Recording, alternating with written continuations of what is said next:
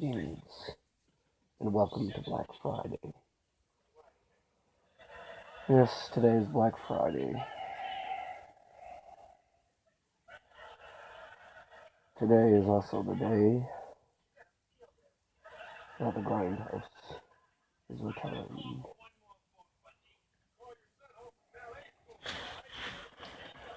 And now, before I begin the review, for those of you that don't know, the House of Grindhouse has lost a family member. Our dear little Stratus. In any event, she is in a better place now. So, there's that. I've been fighting a cold for the past week, and I've been pretty much just keeping busy, doing other things.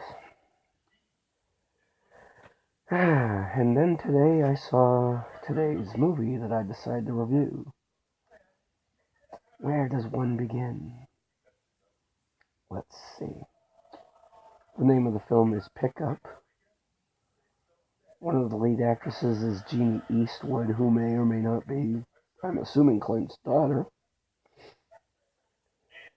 And the movie itself is one giant 60s psychedelic acid trip multiplied by bad plot writing, unlikable characters, and just very odd juxtapositioning, I suppose. I did find it humorous that there's a politician in a swamp in one scene. I thought that was rather fitting. In any event, the movie itself is... How do I put this?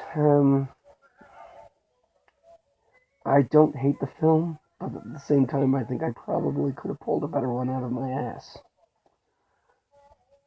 It's good for a sexploitation, or just a regular exploitation film. I'll say that much. The characters are not very likable, though. The main character, Chuck, is... there's just a lot of reasons to not really care. Basically, it's like the Blair Witch Project in the woods, except you've got no Blair Witch. No, actually, I take that back. In a swamp, instead of the woods. You've got a snake, you've got no Blair Witch. You've got three people that, they're not that likable. Two girls, one guy. The other girl, her name is Carol. She's one of these, I guess, free spirits. This movie looked like it had to have come out in the 60s. Maybe the early 70s. But in terms of the film itself, it's a decent film in terms of just the cinematography is good. The music is it's something you'd find in a drive-in film, and it is a cult classic, apparently done by Crown International Pictures. Even Canon apparently had the good sense to wait until the 80s to be invented. But that's just my thought. Or maybe semi getting bigger in the 80s due to Menahem and Yoram going Globus. But anyway, I'm getting a little off track here. The movie itself it's not the worst thing I've ever seen, but if you could transport characters into a film, into another film, if I could, I'd throw these three idiots in the middle of a fucking Saw film, or perhaps Rob Zombie's 31, just for fun. Because these people aren't that likable. And there's one scene where, of course, he plays the character known as Chuck is this driver who's driving a kind of an RV. I don't know why they call it pickup, since it's bigger than a pickup. Or maybe it's just the whole pickup, the hitchhiker bit. That's probably it too.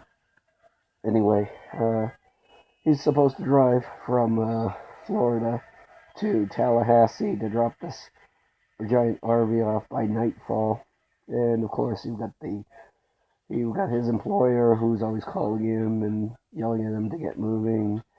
And then this genius gets lost in the swamplands in the Everglades, looking like a bunch of extras from Swamp Girl.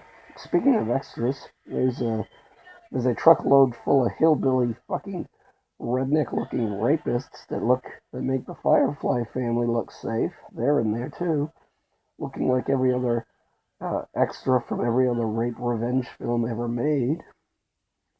But that's just, and they play a part in the film here and there.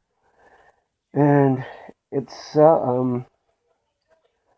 I guess I'll give the spoiler alert and end it by saying that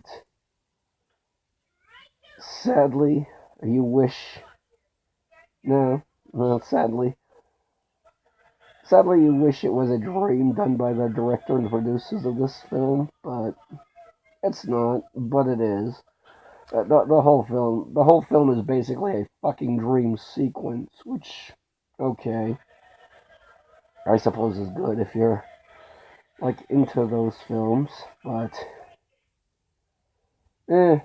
seen better, seen worse, I suppose. I can't say this is the worst film I've ever seen. Can't say it's the greatest film I've ever seen. It merely exists. And on that note, I'd like to say Happy Black Friday to everyone. Happy Thanksgiving. Belated, of course. And I'll probably be back sometime in the very near future to continue this again. Until then, fare thee well.